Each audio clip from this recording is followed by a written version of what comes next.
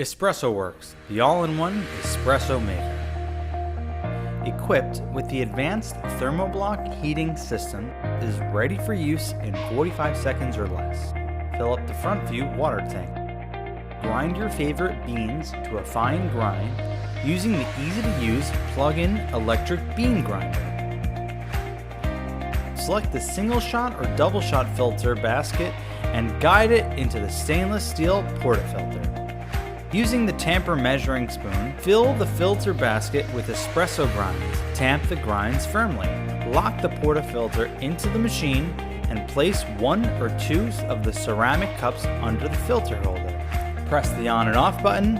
After a few seconds, the green light will illuminate, indicating the machine is ready for brewing or steaming.